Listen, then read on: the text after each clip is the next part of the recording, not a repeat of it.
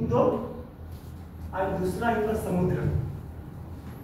हे दोन गोष्टी जर आपण व्यवस्थित वापरल्या हा देश बघता बघता मासिक होईल.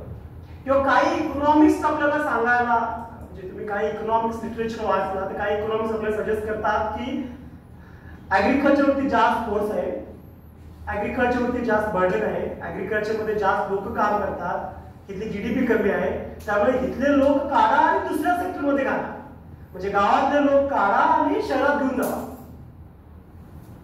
ही आजपर्यंतची इकॉनॉमिक थिंकिंग होती. ते आपण केलं, पण काय इम्पॅक्ट झाला? मायग्रेशन वाढलं, अर्बनायझेशन वाढलं, पॉवर्टी वाढली, अशा प्रकारचे अनेक समस्यांना आपल्या समोर जावं लागले ना. पण मुख्य प्रश्न सोडू शकलो का? नाही.